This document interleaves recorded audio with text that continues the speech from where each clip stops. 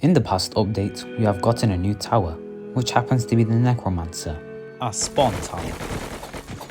I made this video to compare it between the previously added spawn towers and find out which one is the best in the game. But before that, we should probably define what a spawn tower is. In a nutshell, it's a tower that actually summons units, which typically have a very short lifespan. These towers come in all shapes and forms.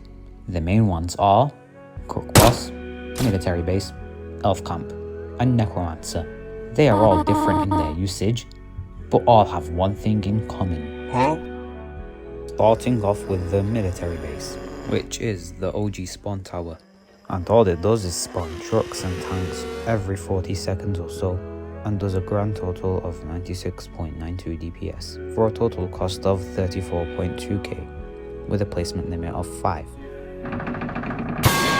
Crook Boss is also a spawn tower, but it's unique because it's strong by itself and spawns in minions for DPS support for a total cost of 11.5k, whereas the golden variant is slightly stronger but slightly more expensive.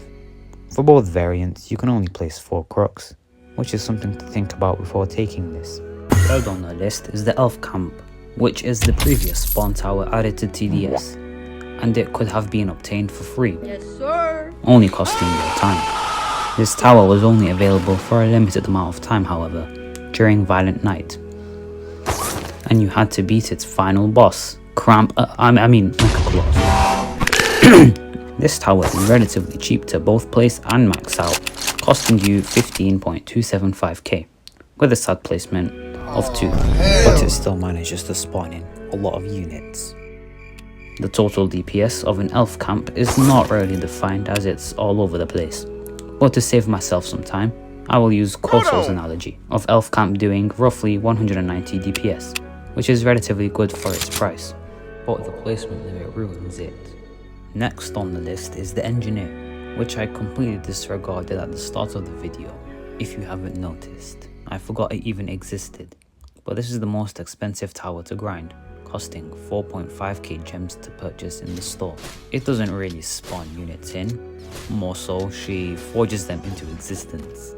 Unlike other towers, she actually has 6 levels, making her unique, dealing around 55.7 DPS on its own, but with the help of her minions, which each do 101 DPS at max level, she can do a maximum of 360-ish DPS, only for 99.99, in other words 52.4k cash money mullahs. However, this does not stop Engineer from being one of the best towers in the game. Look how OP the engineers are, they're doing like 500 DPS each.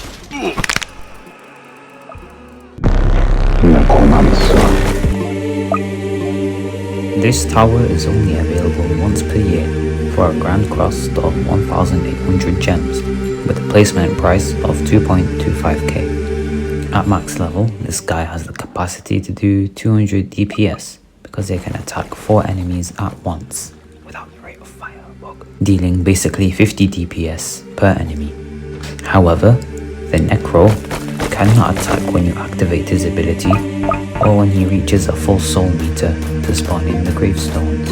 This tower is quite complex to explain, but for max level, which is the only level that really matters, it can spawn in the Skeleton Knight, which does 38 DPS with a total HP of 65, the Hollow Guard, which is like a tank with 750 HP, and the Executioner Skeleton, which does 125 DPS with 3k HP.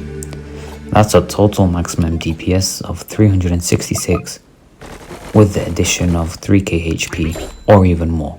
Sounds OP, right? Well, sorry to disappoint, but at Tower Delay, we disarray.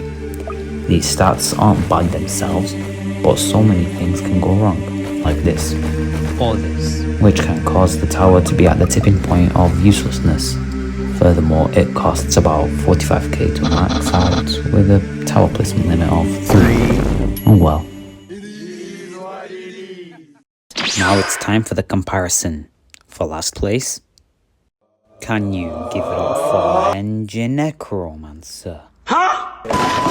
In actuality, For last place is Crook Boss, the default one, followed by Military Base, then Necromancer, and then Golden Crook Boss, Elf Camp, Honorable Mention towards Enforcer, and Engineer for first place. This should come as no surprise.